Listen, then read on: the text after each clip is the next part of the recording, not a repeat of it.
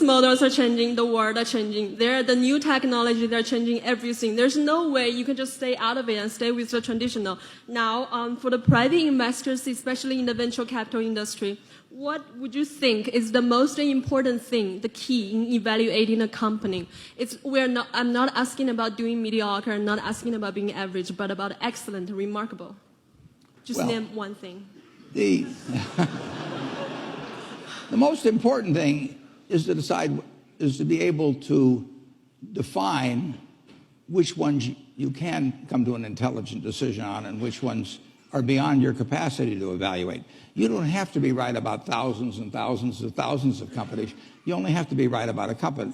I met Bill Gates on July 5th, 1991. We were out in Seattle, and Bill said, "You've got to have a computer." And I said, "Why?" And he said, "You can do your income tax on it." I said, "I don't have any income. Berkshire doesn't pay a dividend." He said, "Well, you can keep track of your portfolio." And I said, "I only have one stock." I said, and he says, "It's going to change everything." And I said, "Well, will it change whether people chew gum?" And he said, "Well, probably not."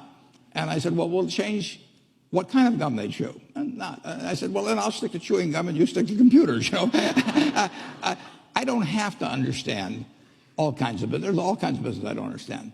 But there's thousands of opportunities there. I did understand the Bank of America, and I'll be able. I'm able to do that. I'm able to understand some given percentage. But Ted Williams wrote a book called The Science of Hitting. And in The Science of Hitting, he's got a diagram, shows him at the plate. And he's got the strike zone divided into 77 squares, each the size of a baseball. And he says, if I only swing at pitches in my sweet zone, which he shows there, and he has what his batting average would be, which is 400. If he had to swing at low outside pitches, but still in the strike zone, his average would be 230. He said the most important thing in hitting is waiting for the right pitch. Now, he was at a disadvantage because if the count was 0-2 or 1-2 or so on, even if that ball was down where he was only going to bat 230, he had to swing at it. In investing, there's no called strikes. People can throw Microsoft at me and, you name it, any stock, General Motors, and I don't have to swing. And nobody's going to call me out on called strikes. I only get a strike called if I swing at a pitch and miss.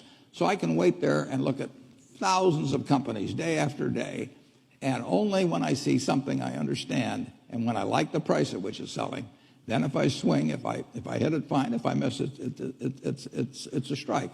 But it's an enormously advantageous game, and it's a terrible mistake to think you have to have an opinion on everything. You only have to have an opinion on a few things. In fact, I've told students, if when they got out of school, they got a punch card with 20 punches on it, and that's all the investment decisions they got to make in their entire life, they would get very rich because they would think very hard about each one.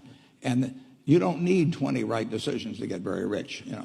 4 or 5 will probably do it over time. So I don't worry too much about the things I don't understand. If you understand some of these businesses that are coming along and can spot things on, if you can spot on Amazon, for example, it's a tremendous accomplishment what Jeff Bezos has done.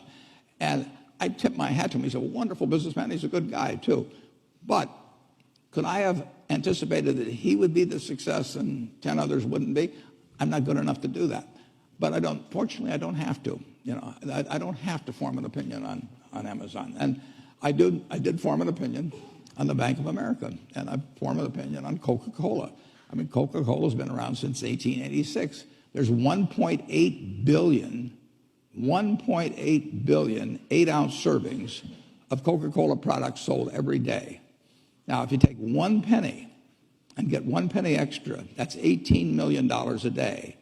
And 18 million times 365 is 7 billion, 3 less 730 billion, or $6,570,000,000. So annually, $6,570,000,000 from 1 penny. Do you think Coca-Cola is worth a penny more than Joe's Cola? I think so. So, and I've got about 127 years of history that would indicate it. So those are the kind of decisions I like to make. And you may have an entirely different field of expertise than I would have. and probably much more up to date in terms of the kind of businesses that we're seeing evolve. And you can get very rich if you just understand a few of them.